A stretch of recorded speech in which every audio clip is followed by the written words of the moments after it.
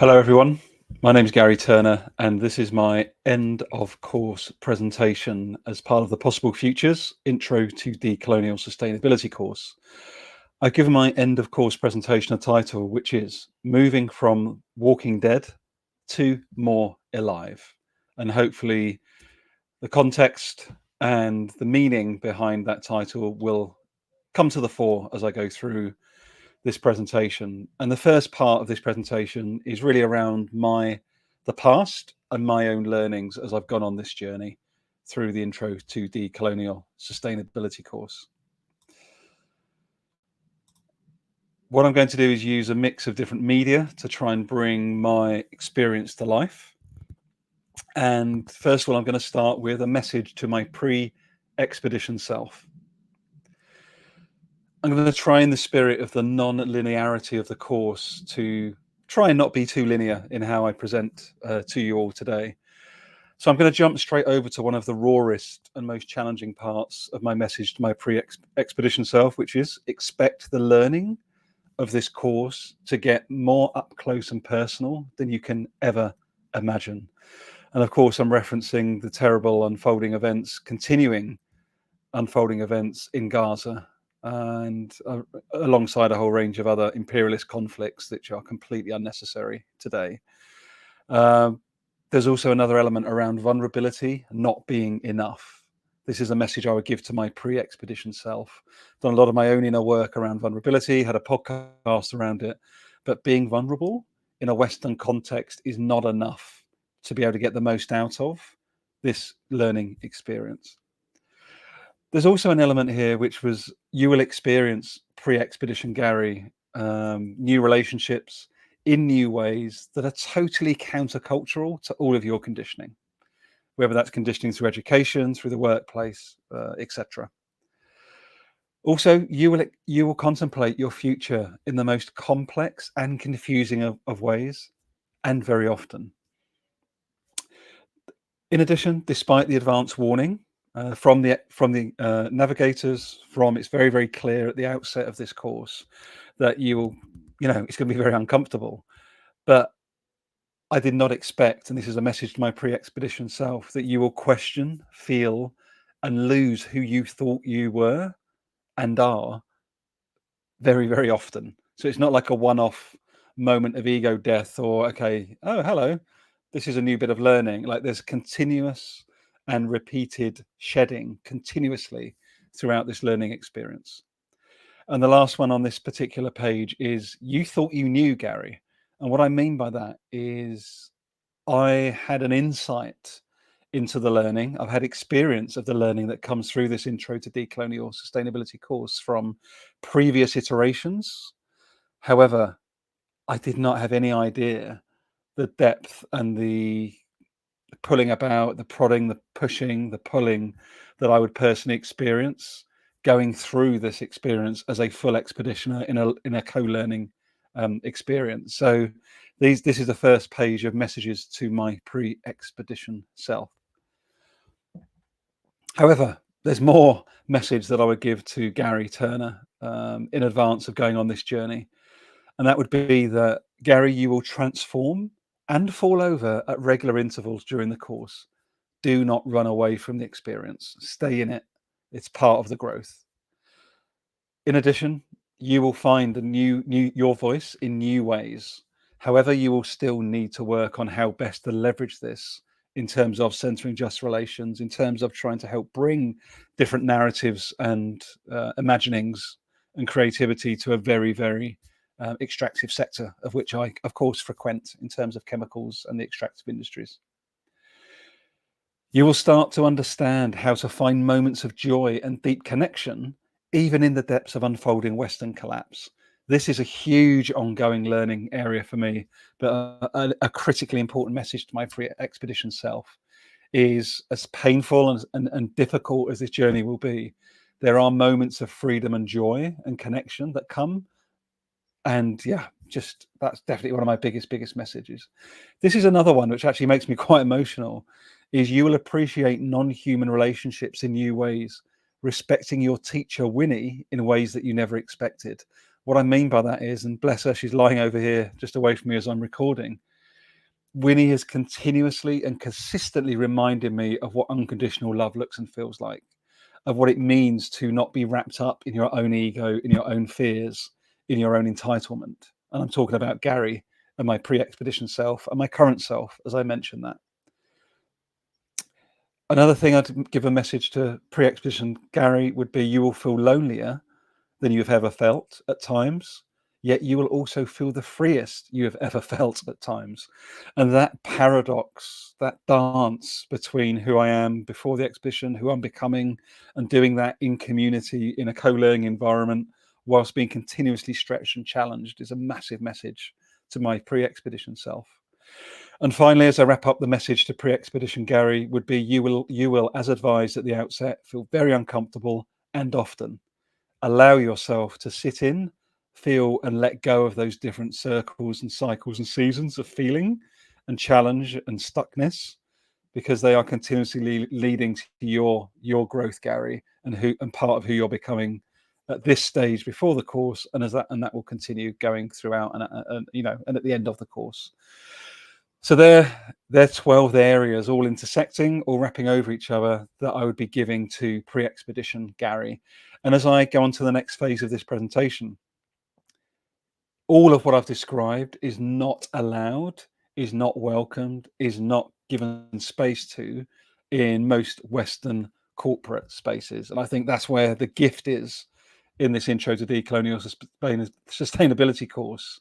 Is, you're literally, it's a portal to step into and become and evaluate things in ways that are just impossible within the current Western corporate space. So some of the learnings I want to foster and develop going forward as a result of going through this experience. One is asking more direct questions more often of people in my business and personal networks and in public arenas, such as in social media. So, as I've gone through this journey, I've definitely asked different types of questions, even around topics such as Gaza, topics around systemic and Western oppression of supply chains. I'm still finding my voice around that. I have started to use it more as a direct result of going through this experience, but I have more to do for sure. This one's really important to me. The more I trust my own becoming and the challenging discussions that come with that, the more I create the space for my wife, Jackie, and I to become. This is really significant. Our relationship at home, as a direct result of me going through this experience, has allowed me, linked to what I shared before around finding my own voice, it's allowed us to step into and embrace more discomfort collectively, her and I, around topics like discussing systemic oppression and the issues going on with Gaza, and actually, does EcoVadis and sustainability in Western chemical companies within which we both work, are we really trying to solve the problem? Or are we really just trying to obfuscate the realities of the harm that we're part of as part of these Western global supply chains? I will continue to deepen and embody learning out loud. And this is part of that. I've committed to myself, and I will do this. I will share this presentation with the CEO of my current employer, who I'm due to meet in September. That is part of the commitment to my own growth, my own learning, and it's also part of, very much a key part of what I want to discuss with her when we meet in September. Now, sharing this in advance, if they do watch this in advance, may cancel the meeting. It may shift the meeting. It may open up a different type of dialogue. But all I know is through my own experience of this course and my own becoming, this needs to be part of that discussion as I increasingly seek to try and center just relationships for whatever that means in the future. I will continue to develop deeper criticality of my own employer, my business partners, and the wider extractive supply chain that I'm part of. So really a case, I use the hashtag follow the money. This is a really important point, because it's very much, we see it with the Free Palestine movement. We see it with all, a whole range of justice conversations at the moment in the West. We are all trapped in the same degenerative systems of imperialism, capitalism, racism, white supremacy. We don't all see it. We don't all feel it the same way. But at the end of the day, whether we're on, £1 million a year or $10,000 a year, it's the same systems that are keeping us in fear, in survival, in reactivity, and in hyper individualism. And I believe that deeper criticality and all these different lenses of my intersectionality and the different areas that I intersect with at home, in life, in community, in the workplace, it's going to open up a space. It's going to open up more capacity to challenge and reimagine systems in a way that are more generative. Other learnings I want to foster and develop are the complexity of observing coloniality in others, those supremacy patterns, etc., whilst recognizing and seeking to disrupt the same in myself. So again, coming back to that place of paradox, coming back to that sort of yin and yang of complexity and confusion, which is my own decolonization journey. And another thing I want to continue to foster and develop is to continue to play and dance within the collapsing global extractive supply chain. This feels really important as per the feedback from this midterm presentation. I can't, because of this course, and even coming through this course, A, I cannot stay silent, but B, I have a grandson, and I know that many of my peers will have children and extended families. We cannot hold on to the belief that if we're okay in the West, that's enough. It's not enough. We have massively extractive systems, wealth being extracted from even the middle classes now, as we might reference it in the UK. It used to be just the working classes. Now it's the middle classes. We're seeing wealth being extracted and centralized at ever increasing rates, more billionaires per capita than we've ever seen in our history, at a time when there's less and less raw materials available, less and less food available. So we're really seeing at the end of neoliberal capitalism as it collapses. And to dance with and play within that collapse as we seek to reimagine and build community and be there for one another as this collapse accelerates in the West, whilst continuing to center, global South perspectives, justice perspectives, reparations, and land back and wealth back. These have to be conversations I learn to talk about more in almost in regular language, regular business speak. And so these are 6 key learnings I want to foster as I go forward. In terms of my own Garry Turner's problematic or colonial patterns, what have I observed during and even today as I wrap up this course? So saviorism, I've mentioned it in plenary sessions. I've mentioned it in previous presentations. Saviorism is a semi-regular pattern of my own coloniality. Ensuring that I'm in more radical spaces to challenge this is important, such as me being the co-chair of the Green Party, and also in these different intersectional crews that hopefully will continue. I intend to continue them as part of this, of the post-course engagement in order to continue to hold myself to account, to keep a check on my own coloniality, and hopefully I can help others with the same. Also, other problematic or colonial patterns are the continuous dance with my own right to comfort patterns. Some days I feel I'm totally challenging this, other days I'm worried I'm not being bold nor disruptive enough in my context. However, continuous reflection and accountability partnering and or crewing will help me continue to look at that within myself and within my context more often. It's much less often now, to be completely honest, but it is still there. I'm a human. The occasional fear of, what if I speak up too much? What if I go too far within my context? I risk being ejected, silenced, and also the perceived loss of job, loss of income, loss of perceived comfort to keep a roof over our heads and food on the table. But again, at what risk to my own becoming and to my own values? And you will hear dogs all around. They're having a little chat. Last point of ongoing problematic or colonial patterns. I do have periods of fatalism, and what's the point? But knowing that comes from an extreme place of privilege. I can think about that, get frustrated by it, but then know I've got a roof over my head. I've got food on the table generally, and that I have the ability to check out from that and go on holiday and, drink myself into a stupor one night and then wake up the next day in relative comfort. So naming that for myself more often and being in more radical spaces more often, holding myself to account around that thinking and just getting back on track, getting out of paralysis more quickly, more often is a really important point. So these 4, again, none of these are mutually exclusive. None of them are, separate. They're all very much interconnected. And I'm very aware, because of the crewing we've done, because of the live sessions, because of the spaces I'm already in, such as being co-lead of the Green Party, I'm able to spot these patterns in myself more easily, more quickly, more regularly, whilst I go into and out of the corporate spaces as well, with the belief and hope and desire to create spaces for my peers, my industry, senior industry peers in particular, to be able to spot these patterns in themselves as well. So that's really a look back. That's a look back at what I would have said to myself before the expedition and some of my ongoing learning and observations. So now I move into the future and possibilities. So what are some of the opportunities for myself to continue to move towards right relationships? So there's a few different areas here. The first one I'm going to start with actually is Green Party again. So I've been with the Green Party now for just under 2 years. I'm currently doing a lot of work in the background around our current campaign in Dartford and Gravesham. But there's a big challenge here. Centering just relationships means that ensuring that the values, intentions, and activism is not just Western focused, but truly just relations focused. This is really, really important because we are a very white middle class party, certainly in the UK.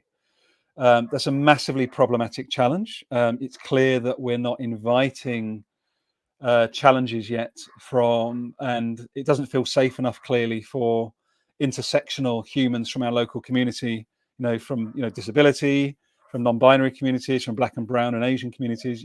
People aren't flooding the Green Party because it doesn't feel safe for them yet. But my role here is to centre just relations, and I named that at our candidate launch literally last Sunday, where I literally named the fact that part of my role as co-chair is to ensure that we're centering the perspectives of those that aren't in the room more often, beyond just sustainable alternatives to the current. That dog's pretty angry, pretty frustrated, or got a lot to say, I don't know. But I'm not going to leave the presentation. I'm going to honour their desire to be heard in this moment. Linked to the Green Party is cultivating and inviting genuine diversity, and also more constructive and systemic debate. I've already been very active, but I will continue to push. We need to be looking at what's happening here in West Papua. We need to be talking about Gaza. We need to be understanding how our own lives are perpetuating coloniality, and how can we try and undo that through our policies, through our activism, and how do we try and intersect that and drive that forward within corporate spaces, inside and out as well. So that's part of the opportunity to move and the accountability to move towards right relationships. I also intend to understand and learn more about my own ancestral and multi-generational trauma. It's something that's been in me and around me for a while. I've started doing more research about my local context. But to be completely honest, I haven't gone as deep into that. And there's probably a reason why I haven't gone as deep into that yet. And that's something I want to unearth, I want to surface and continue to work on, because I know that will bring some gifts and some gold in terms of my own personal journey. And as I work within, crews, within communities, to try and center those just relationships. A really important part in the bottom right, or as I'm looking at it anyway, the screen, and I'll share it here again. This is something that I drew up around 3 weeks ago, and it's a way that I want to continue to hold myself to account, to center just relationships. And that's things such as dancing with collapsing systems, and realizing and acknowledging that this is a multi-generational project. It's not about me. Embracing all of the feels, all of the seasons of frustration, anger, and vulnerability, and breathing again, and learning, which is very much my cycles. I'm not here to save anybody. Again, continue to challenge those saviorism patterns within myself. Don't do it alone. Prioritize my personal relationship with Jackie. Look at everything from a blank page every single day. Let go more often. Be humble. I cannot divert or halt collapse. Invite curiosity, etc. So they're almost my personal boundaries and personal accountability reflections and ways of being, to try and make sure I continue to try and stay with centering just relations. And finally, around this topic, keep practicing and moving towards centering just relationships in every dialogue and in every conversation, in every professional space. Again, I'm going to be speaking to the CEO of my employer. I want to be explaining what this means to me and see if they're aware of what just relationships means.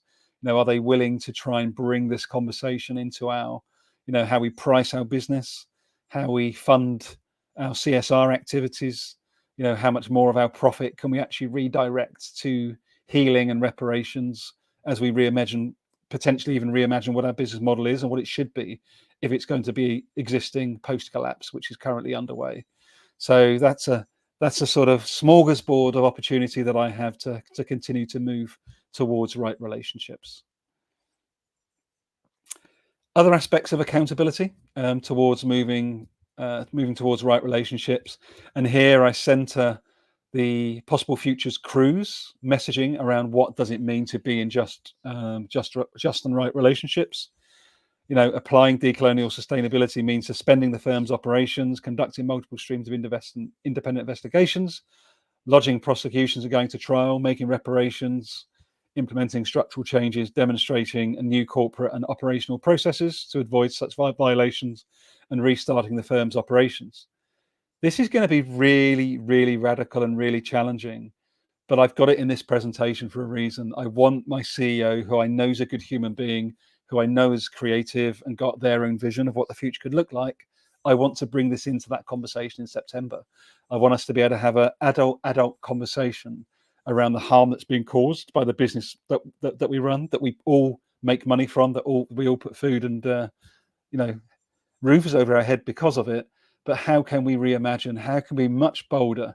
How can we be much more connected? And how can we center just relationships as part of that redesign, as part of that reimagining? Part of that for me as Garry is, there's a number of chemical and industry associations linked to big energy, big oil, the chemical supply chain, such as CEFIC, such as the European Association of Chemical Distributors, such as the Chemical Business Association in the UK. These are all organizations that represent the breadth and depth of corporate, small organizations, SMEs, but in particular big corporate.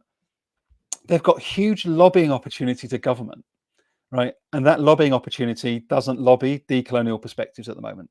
It doesn't lobby moving towards right relationships. And I think I've got a role, and we've got a role within my employer and the wider sectors that we're part, the up and downstream sectors, to lobby decolonial perspectives with government, with big industry. And that's a really important part of my role. And it's why I should stay within the extractive sector. And coming through this course, that's become so clear to me that, I've had to challenge my saviorism. I've had to challenge my right to comfort patterns, as I shared earlier.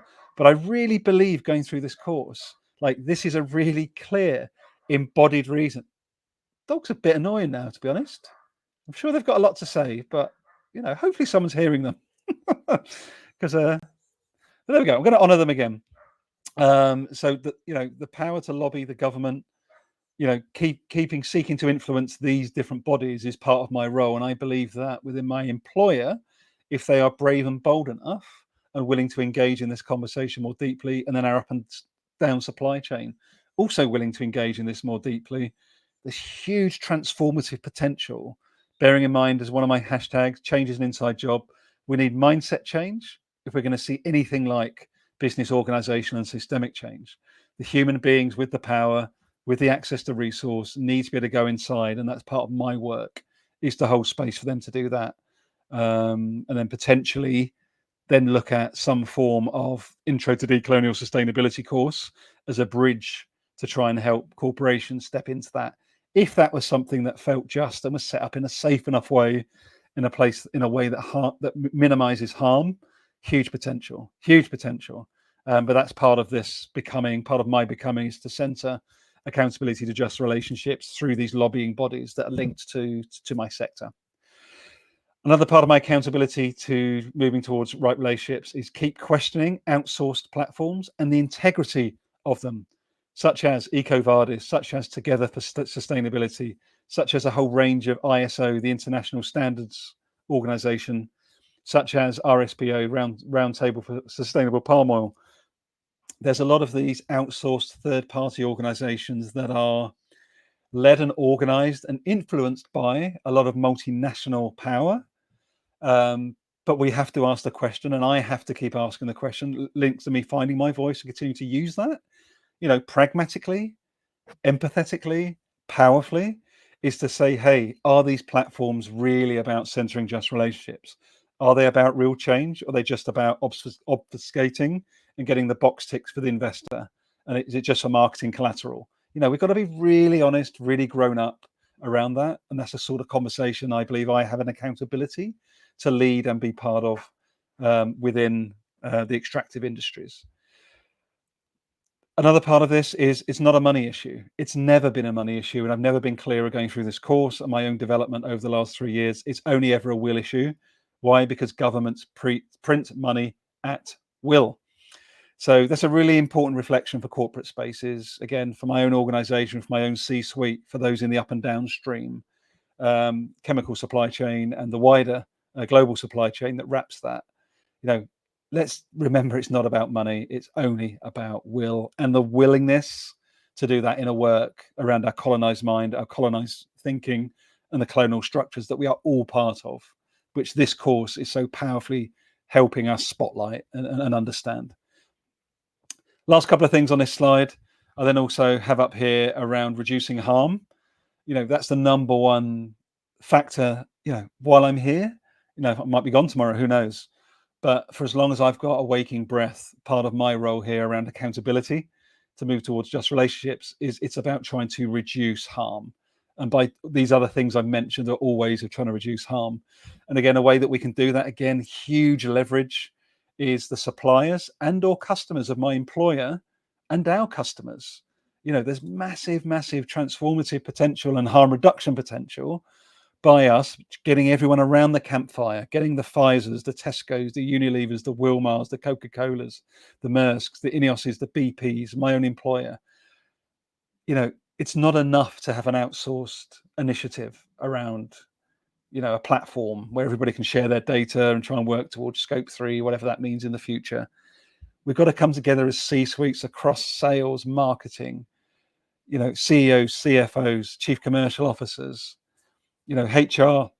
We need to have truly intersectional, cross-functional, cross-sectorial ways of coming together to center just relationships, not center growth, not center M&A, not center business as usual and neoliberal capitalism as usual, to center the 85% of people on the planet and non-human life that doesn't have a voice at the moment in Western capitalist spaces. If we can center those perspectives and truly work on an intersectional basis, this is multi-generational work. This is not something that's going to happen quickly. And this is not about saving the collapse that is unfolding. We're in collapse. It's going to continue to collapse. This is about how can we use the gifts, wisdom, and resource that has been stolen, basically, over the last, in particular, 100 years, but over the last 500-600 years.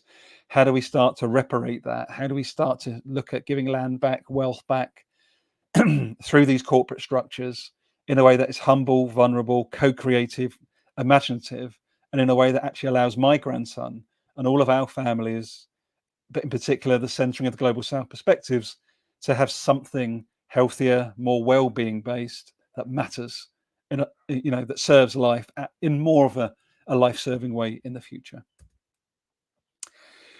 So I go into the final section of this presentation, which is the present and the creation. So for me professionally, what's happened throughout this course over the last five and a half months, professionally, what's disintegrated? There's a massive part that's disintegrated, and I can see and spot the fake propaganda, particularly for us Westerners, of globalization and its promoted benefits. Yeah, I've got massive privilege. I earn a very good salary. I do not need to do this work. I can continue to live my life and not I can put this in a bucket and walk away from it. But now I can't. I know too much. I've seen too much. I felt too much. And once that seeing, feeling, knowing seeps into your body and not just above the neck myopic level, nothing's ever going to be the same again. And that's part of what I've learned. What's disintegrated is the need to walk this journey of decolonization, this ongoing journey of decolonization on my own. I know I don't need to do that anymore, and that's why I want to be in more radical spaces. I want to be doing continuous crewing, and I really hope, really believe there's some possibility even within my own workspace and the up and down extractive supply chain to come from a humble, radical, co-creative space more often. And linked to that, any belief that my life is just about me, my impacts, or my personal purpose, that is completely disintegrated as well. And I can tell a story around this, which was the Game Changer Index.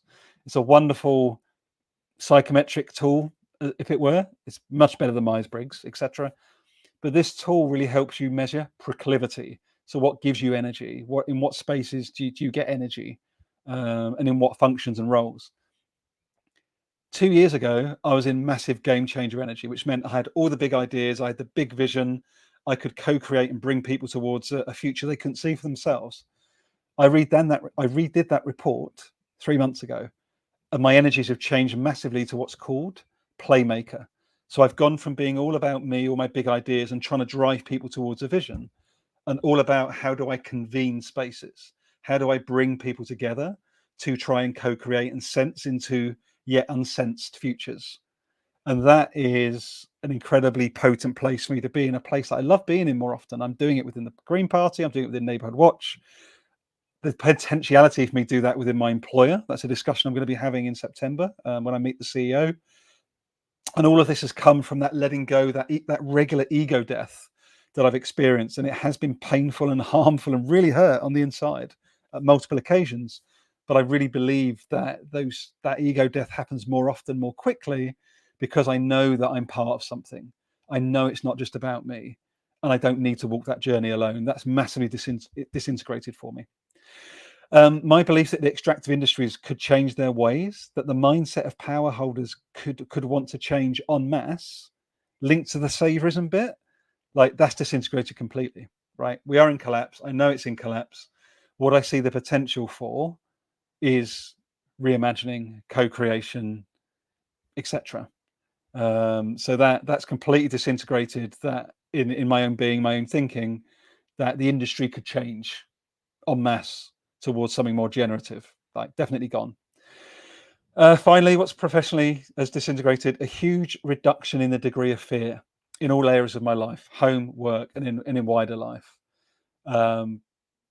The conversations I'm having, the fact I'm going to send this to the CEO of my employer before I meet her, that would not have even crossed my radar before I started this course back in January of 2024.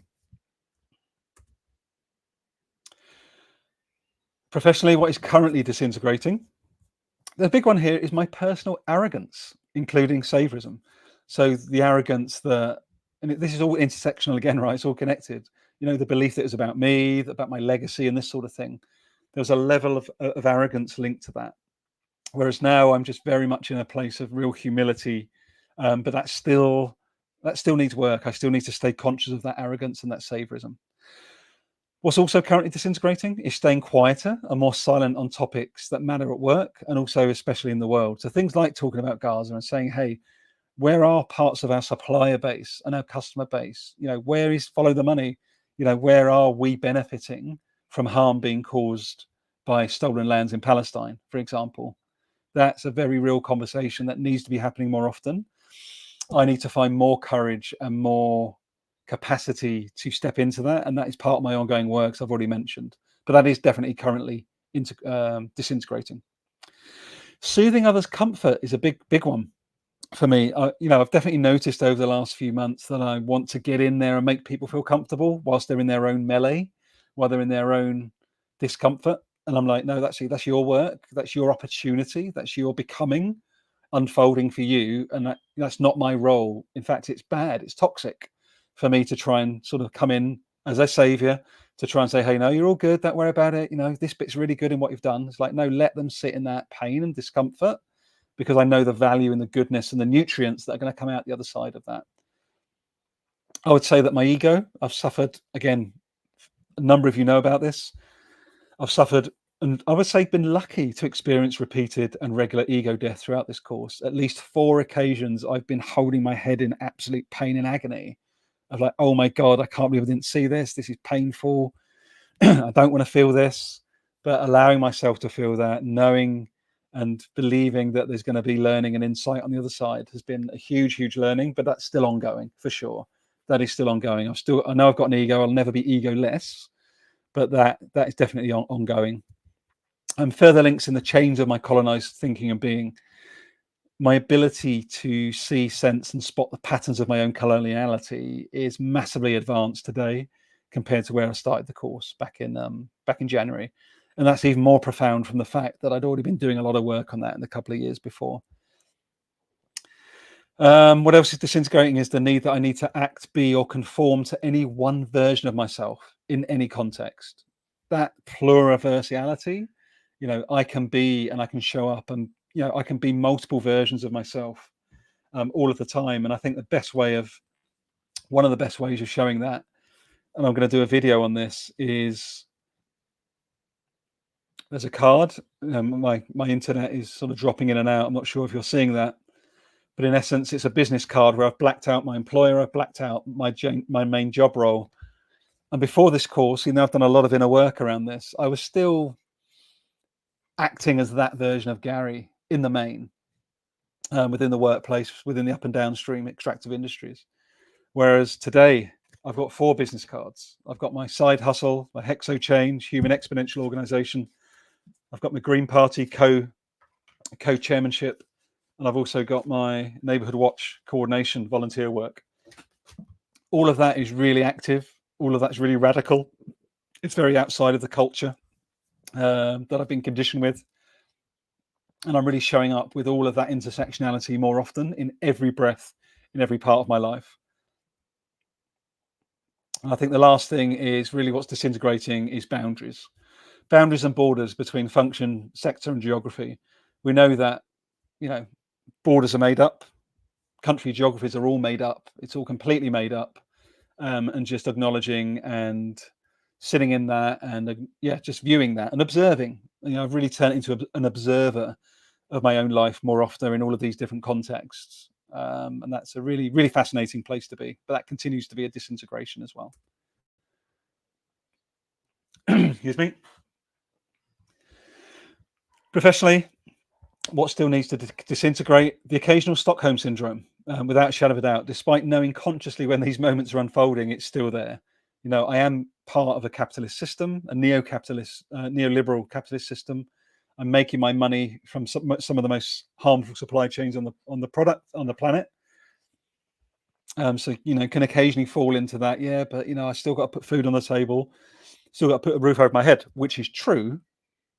That doesn't keep me silent. It doesn't mean I have to go into paralysis. It means, as I'm doing with this presentation, I can keep pushing. I can keep asking the questions, and I can keep on going, no, this is the right place for me to be, because this is my work. It's the work that only I can be doing in my context, particularly as a white male with privilege who wants to ask these questions, who has the capacity to hold space for my peers to step into this conversation. Patience. Whilst not seeking to operate from a place of urgency, that key cultural pattern, some contexts can be pushed harder. And it's knowing when to push those people hard, particularly in senior leadership. They've got the resource, they've got the capacity. They may not have done the inner work yet, but that's my work, is to hold space for them to do that. I'm really clear on that, and I'll come on to that shortly. Holding back on expressing my non-linearity in everyday actions. And what I mean by that is not being afraid to communicate the complex, to be the complex in every conversation, in every dialogue, in every space that I go into. Also letting go of attachment to outcome and knowing if having an impact. That one, that's definitely still got an integrate. I like to know that I'm having impact. I like to know, that I'm making a difference. But you can feel that in more regular everyday interactions. It doesn't need to be about this legacy, this big legacy thing once you're gone, because that really does come from a place of ego and arrogance. And that is something that does continue to need to be disintegrated. And also, finally, in this capacity, any narratives that radicality in business spaces is too extreme. For sure it is, for the majority, because I've not been doing this work that this course holds space for. But radicality is what we need. Radicality is critical, and that leads me into the next spaces. So professionally, what coloniality do I still observe in my professional spaces? So regardless of status or position, I see deep-seated fear everywhere. Fear of losing the house, fear of losing the job, fear of not growing the business. That is what drives everything, and that's why so much of Western business is centered around Western business and not around the harm being caused to 85% of the humans and so much non-human life. It's the stuff that's not being centered that needs to be centered in Western sustainability. And that's part of the conversation I want to invite, and part of the reimagining I want to invite. The myopic focus on growth, M&A, mergers and acquisition, an accumulation as measures of success. Bigger house, bigger car, making more money, but acquiring companies. That's still very much what's rewarded by the financial services, particularly Western hegemonic financial services. And that is a huge colonial challenge. Complete disembodiment. This is a huge, huge problem, particularly with men leaders, particularly within the extractive sectors.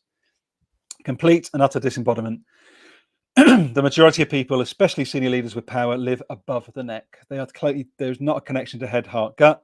Intuition isn't trusted. Heart and gut isn't trusted. It's all about give me the evidence, give me the facts. When, of course, those facts come from a place of bias. They come from a place of leading indicators rather than actually truth and knowing. Western capitalism, of course, is also designed for winner takes all, hyper individualism, crabs in a bucket. How do we step over each other? How do we try and get to the top over everybody else so that we can look better, feel better, be better, which, of course, is a fool's errand, as most of us know. Needing someone else to go first or evidence that something works is a very common pattern within Western business spaces, particularly within extractive industries. And finally, there's a mix of disconnection and avoidance to join the dots systemically. So again, I have asked questions about Gaza. What are corporate spaces' responses? What are chemical business associations' responses to this? And I'm often met with, it's complex. Business isn't political. But here and now, I just want to state it very, very clearly again. Business is politics. Some more direct, some more indirect, but it's all interconnected. It's all linked in the web of harm that underpins Western capitalism. So we've got to acknowledge that. I've got to acknowledge that the food and the house that I own has a link to oppression in Palestine, linked to oppression in West Papua, linked to oppression in Congo. It's not my fault. It's not your fault. That's not the point. The point is we have to acknowledge the global interconnectedness of these supply chains and where the harm is being caused and where the wealth is being extracted towards. Everything's about balance, and we need to get back to more balance, towards more well-being economy, towards co-creation, justice, humility. So professionally, what am I experimenting on as I go to wrap up this presentation? And if you're still with me, I'm not going to apologize because this needed to be expressed today. But my goodness, we're on 42 minutes. Professionally, what am I experimenting on? Radicality, and thank you, Anna Denardin, for agreeing to be a paid contractor as I try and bring this to life.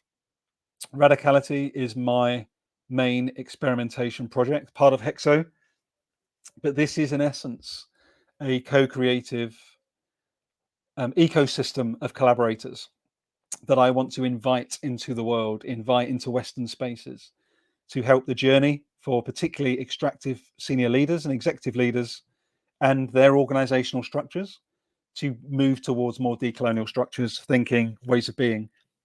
And the Radicality team, the diverse, self-organized team of contract partners, exists to help serve extractive industry leaders and organizations reimagine who they are and what they are in a world that is more healing and more life-giving. What I'm also experimenting on, as I mentioned, I'm going to share this with my CEO of the employer. I really hope that they receive the intention, love and care that I'm offering in this presentation for her, for our organization, and for the possibility and leverage that we have as an organization to move to more just, healed and reparations as part of a leader of a reimagined state in the future.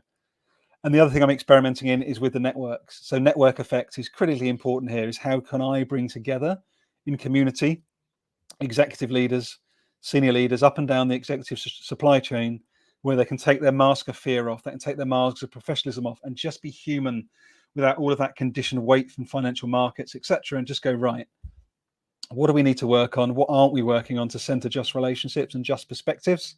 How can we channel more of our wealth into more of a wealth back program towards those indigenous and other countries in the so-called developed world that are still basically under bondage to the World Bank, to the IMF, to our Western financial institutions. There are three big areas that I'm currently experimenting on. Part of that, this is an artistic expression that I shared, or that I created about 9 months ago. The mask you can see there is very much about the mask of safety or the mask of fear. And the mask is really the portal between healed inner work that we all need to be doing in the extractive industries, where we come from a blank canvas more often, when we get into nature more often as leadership and executive teams, where we're trusting that head heart gut connection, where we're looking for these cultural patterns such as fear, right to comfort, growth is bigger and more. We're actively looking for those and go, oh wow, I'm falling back into those patterns again. What should I be and do differently as a CEO, as a CFO, as a chief commercial officer, as a chief human resource officer? How do we within our organizations try and center those just relationships and just perspectives to make sure we're reducing the harm as part of our global business models? And that's what my role is how to invite people into that space. And I've been working on it for a while, but I feel that this presentation is part of that expression. It's part of my becoming. It's part of who I'm becoming in the world, to try and center these just relationships and just perspectives.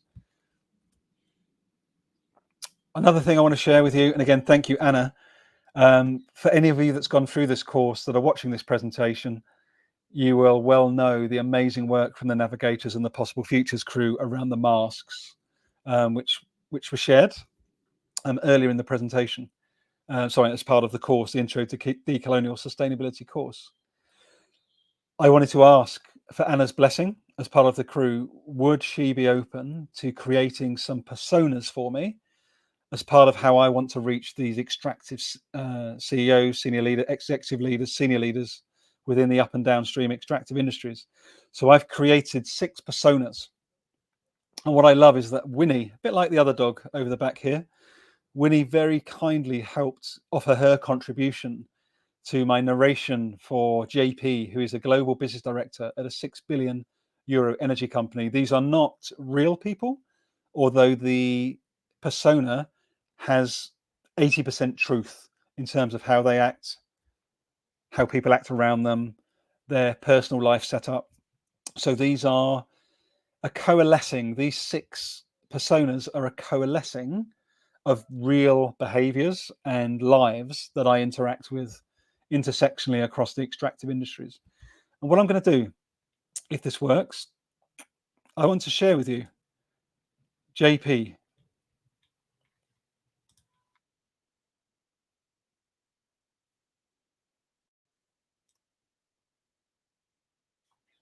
So I don't think it's, yeah, so it's not switched over. Bear with me. I just want to share with you an example. So I'm just going to share with you JP. Now, JP is a global business director and is one of the personas that I will use as part of radicality. So let me try this window.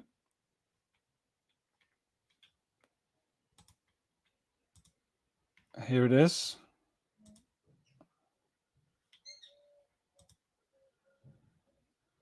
Bear with me.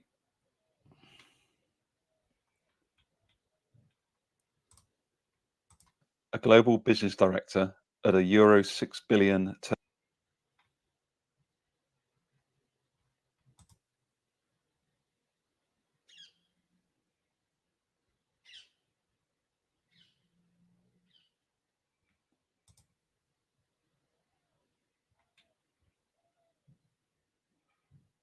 turnover energy company. JP is a 57-year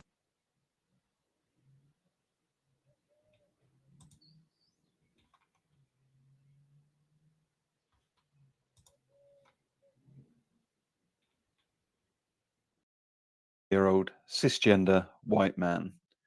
He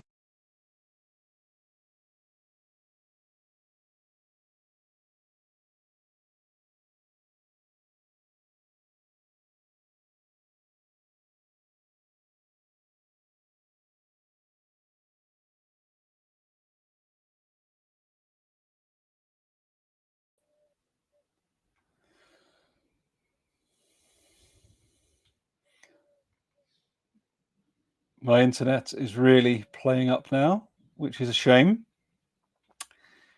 But I'm just coming to the end of the presentation. If anybody's interested to see JP, let me know. I will happily share the YouTube link.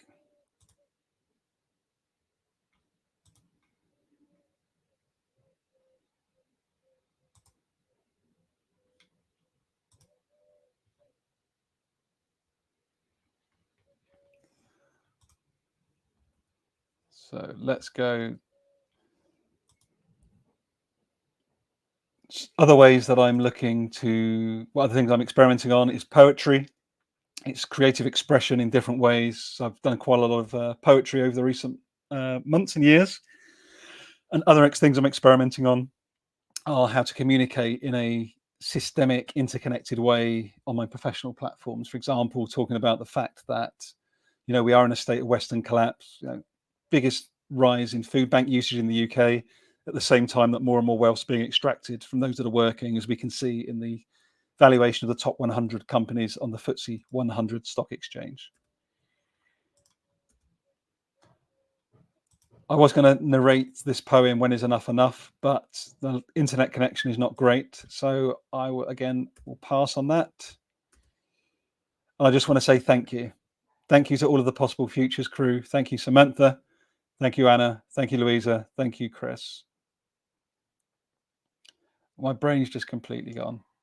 Thank you, Louisa, Sam, Anna, Chris. Am I missing anyone? Sorry, I'm just like 50 minutes later. Sorry. And thank you, Rachel, Charlotte, Bistra, Hannah for my original Emerging Hum crew, and later on Habiba and Sarah with Hannah for the framework crew.